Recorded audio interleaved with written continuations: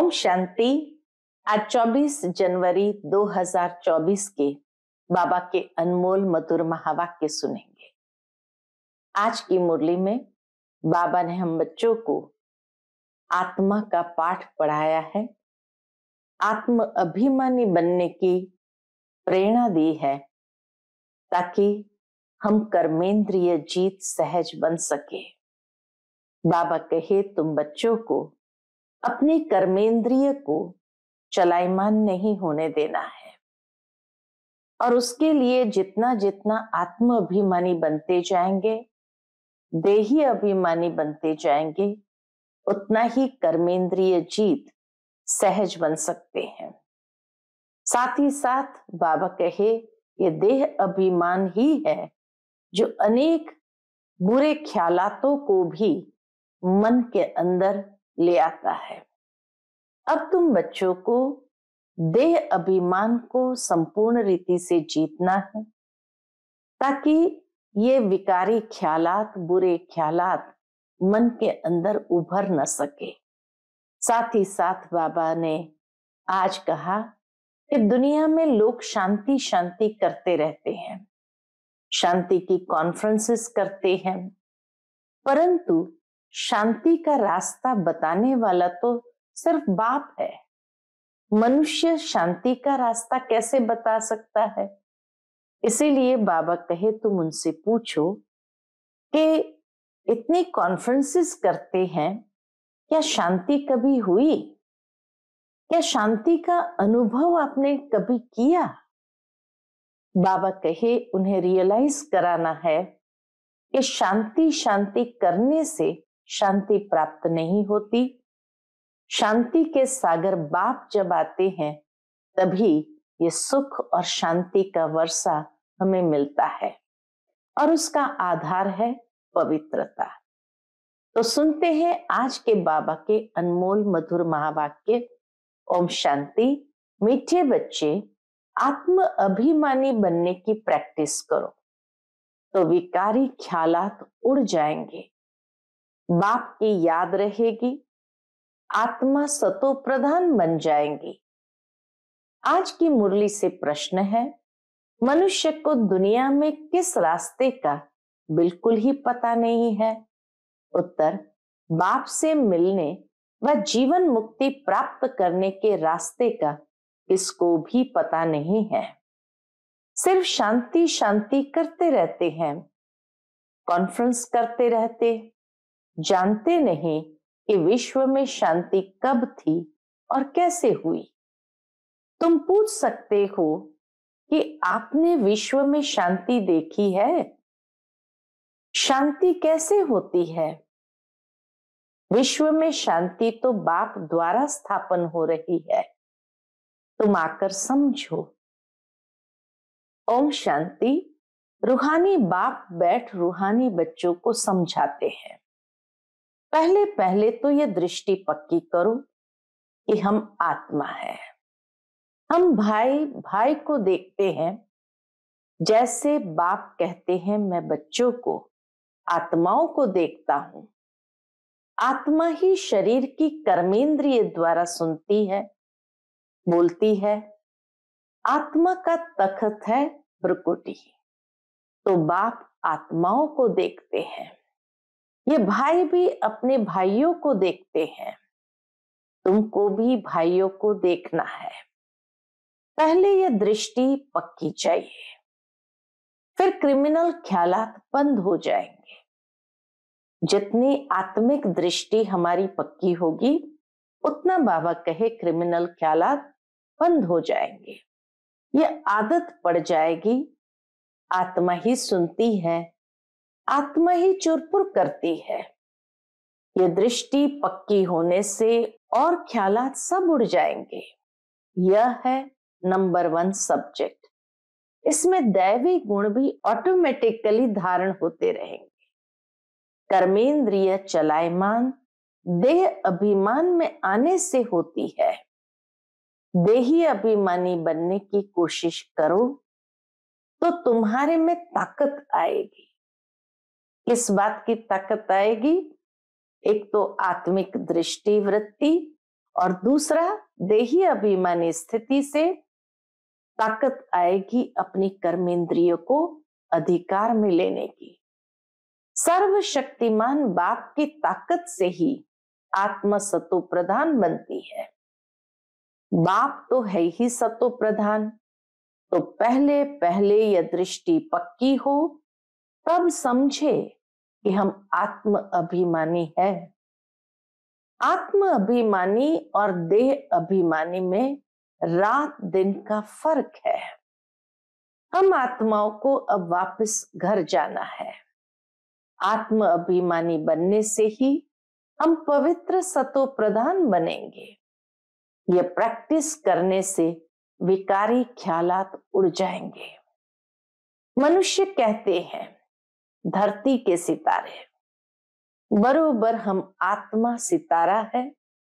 ये शरीर मिला है कर्म करने के लिए।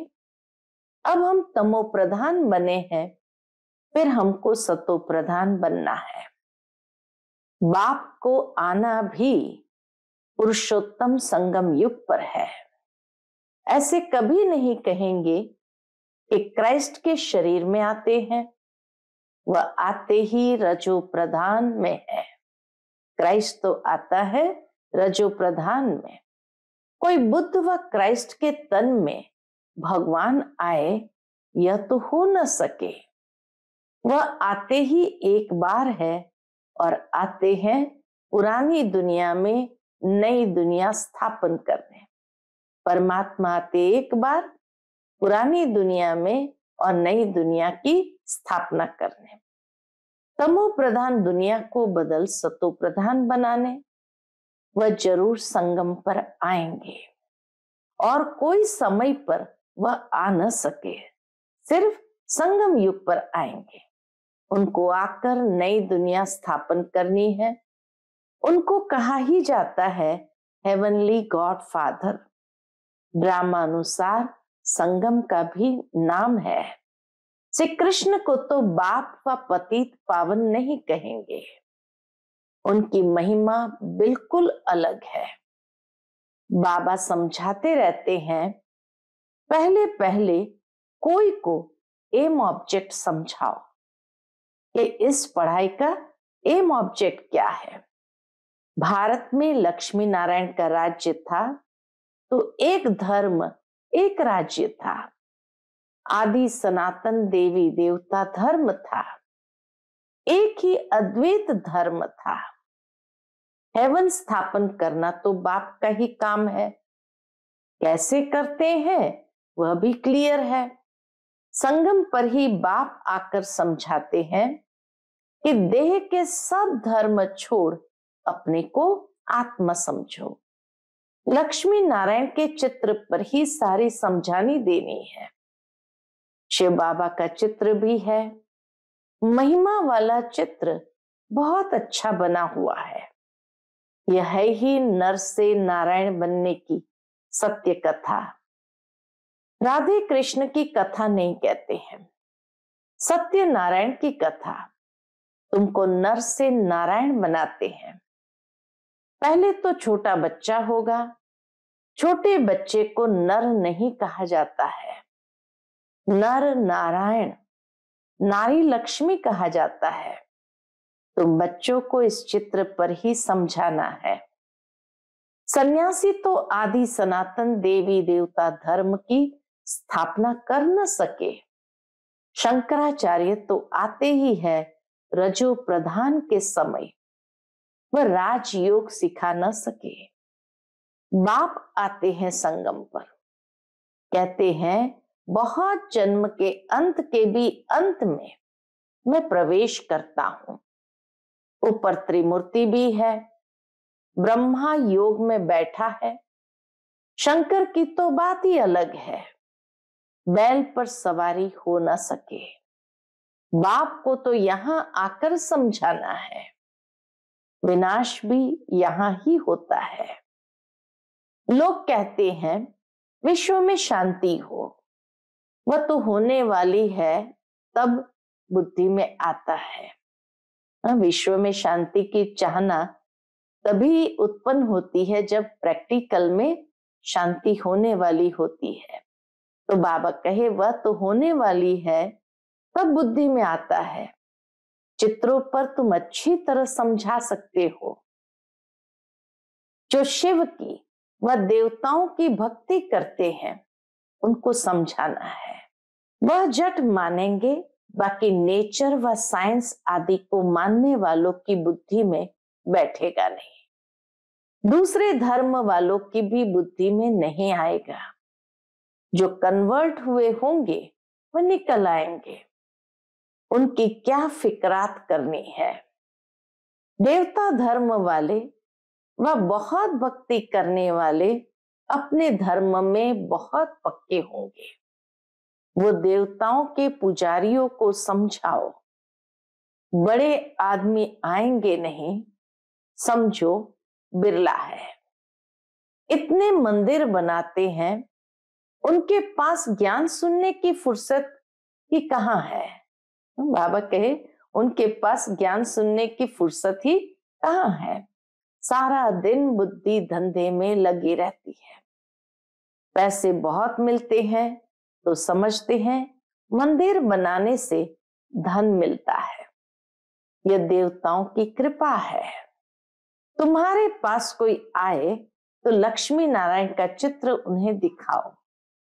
बोलो तुम विश्व में शांति चाहते हो, तो विश्व में शांति का राज्य इस दुनिया में था। फलानी तारीख से फलानी तारीख तक सूर्यवंशी राजधानी में बहुत शांति थी। फिर 2 कला कम हो जाती है। इस चित्र पर ही सारा मदार है। अब तुम विश्व में शांति चाहते हो, कहां चलेंगे?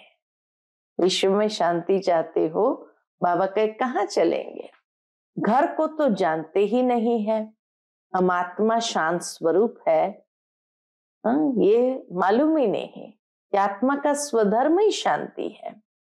मूल वतन में रहते हैं, वही शांति धाम है, वह इस दुनिया में नहीं है। शांति धाम इस दुनिया में नहीं है।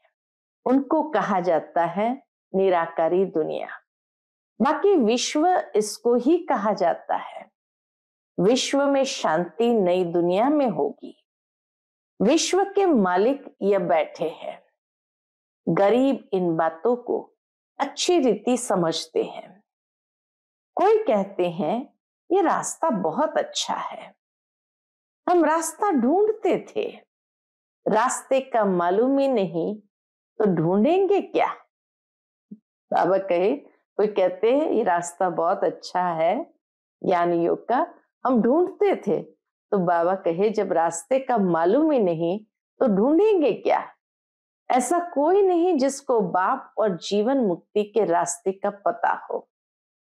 शांति शांति कहते रहते हैं, परंतु शांति कब थी, कैसे हुई, इसको भी पता नहीं है। कितनी कॉन्फ्रेंस आदि करते हैं, उनसे पूछना चाहिए तुमने कभी विश्व में शांति देखी है?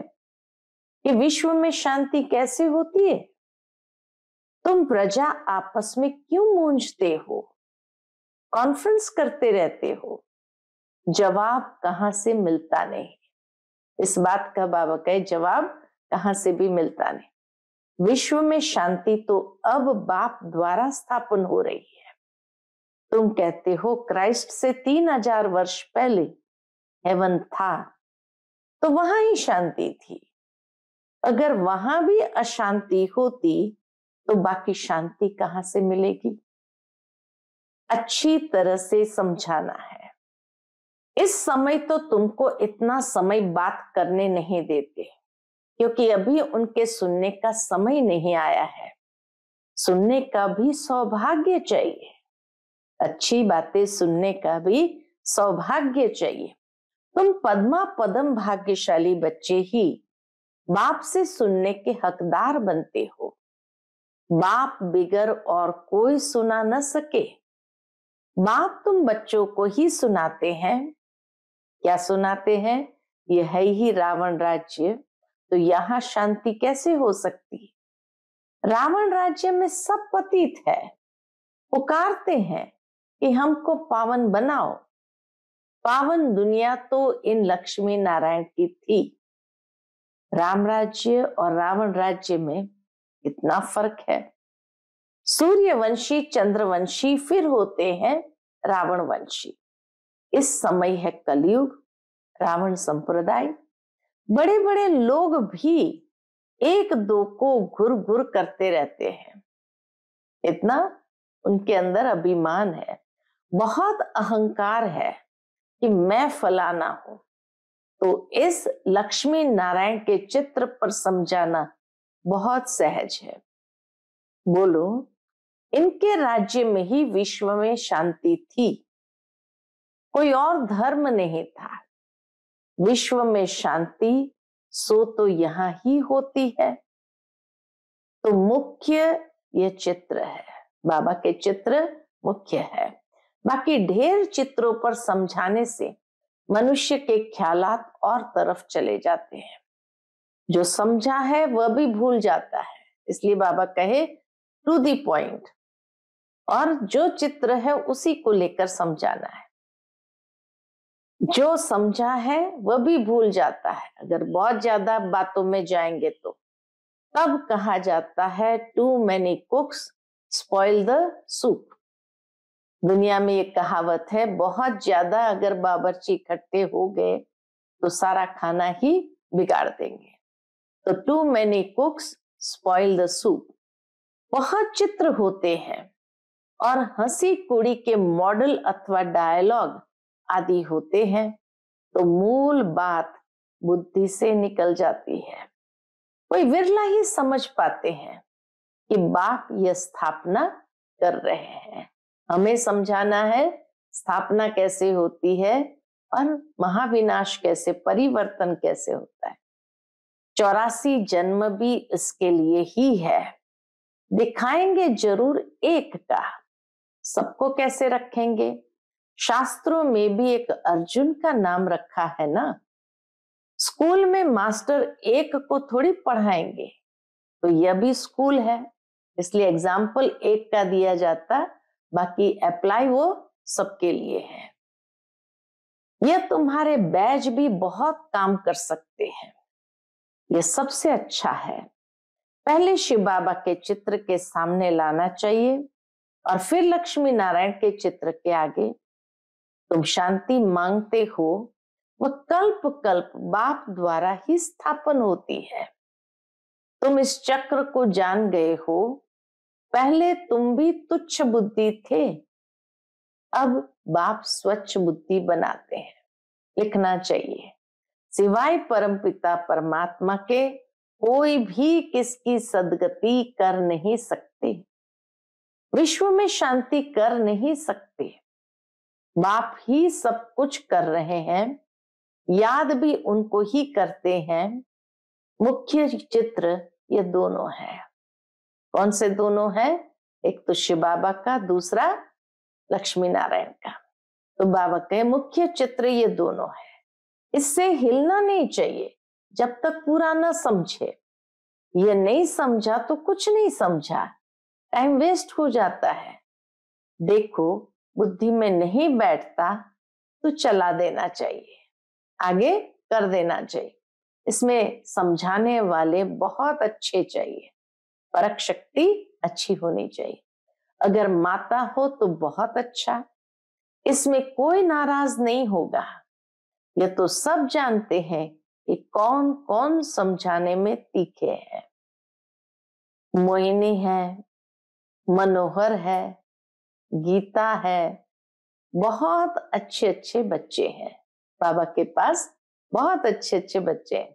तो पहले लक्ष्मी नारायण के चित्र पर एकदम पक्का कराना चाहिए।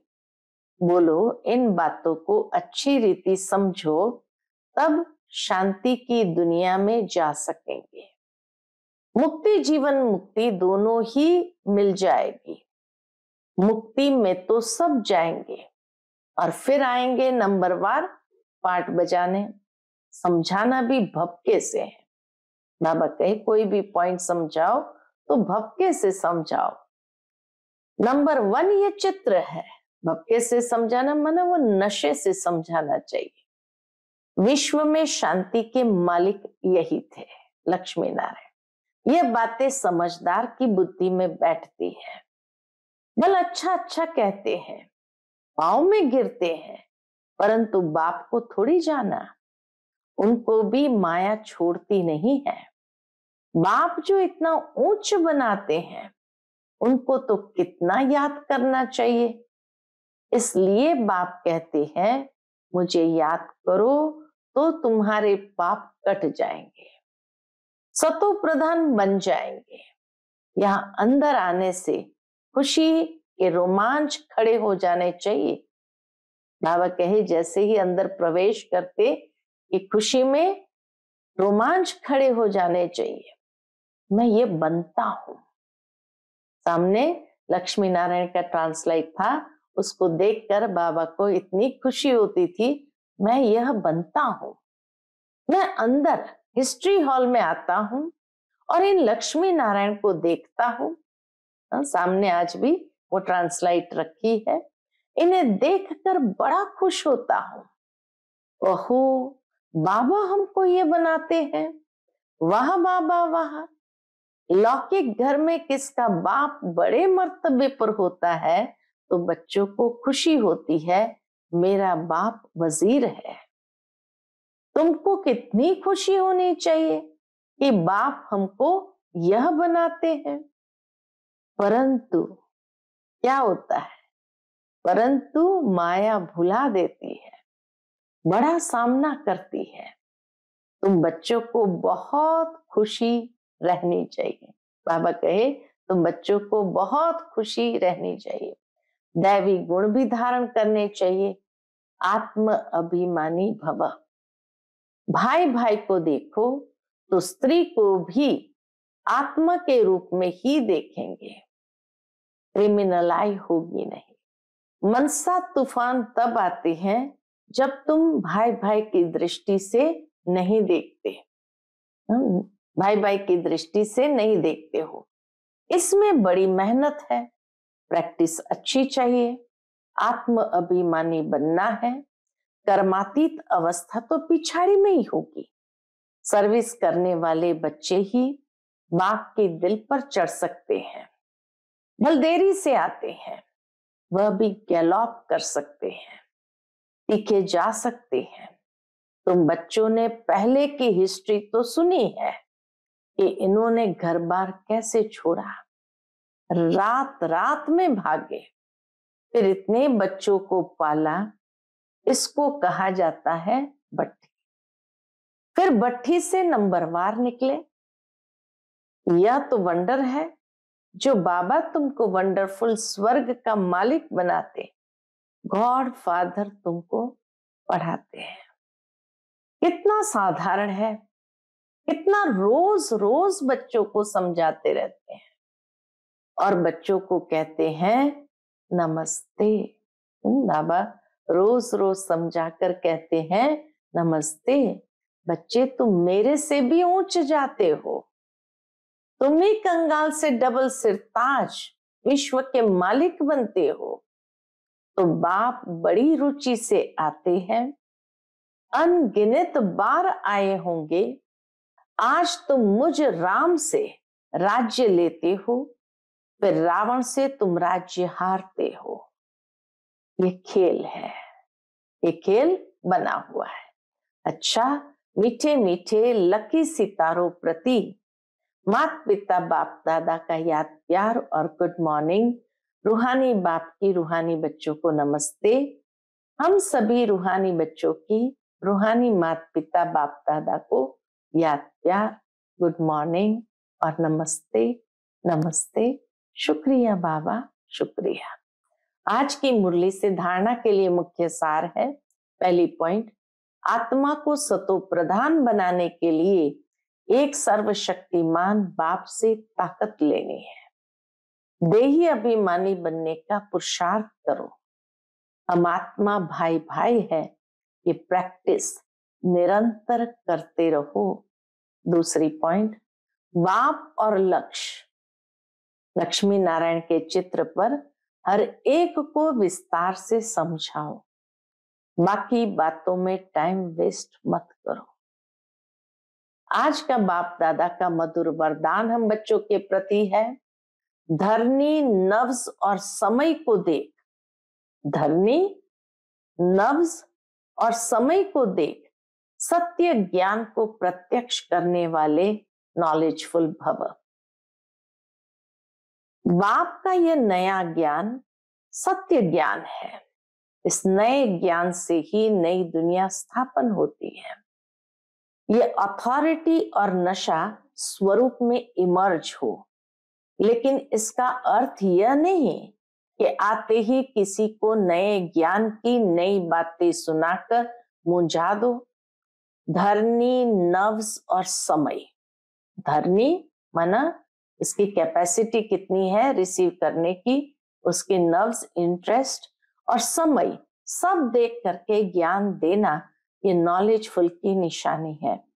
आत्मा की इच्छा देखो, नव्स देखो, धरनी बनाओ, लेकिन अंदर सत्यता के निर्भयता की शक्ति जरूर हो, तब सत्य ज्ञान को प्रत्यक्ष कर सकेंगे। आज का स्लोगन है, मेरा कहना माना, छोटी बात को बड़ी बनाना।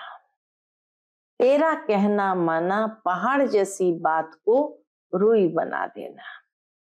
आज का अव्यक्त इशारा, अव्यक्त साइलेंस द्वारा डबल लाइट फरिश्ता स्थिति का अनुभव करो। जिम्मेवारी को निभाना यह भी आवश्यक है, लेकिन जितनी बड़ी जिम्मेवारी उतना ही डबल लाइट। जिम्मेवारी निभाते हुए जिम्मेवारी के बोझ से न्यारे रहो, इसको कहते हैं बाप का प्यारा। घबराओ नहीं, क्या करूं, बहुत जिम्मेवारी है, ये करूं व नहीं करूं, यह तो बड़ा मुश्किल है। ये महसूसता अर्थात बोझ, ये महसूसता अर्थात बोझ। डबल लाइट अर्थात इससे भी न्यारा। कोई भी जिम्मेवारी के कर्म की हलचल का बोझ न हो। अच्छा, ओम शांति।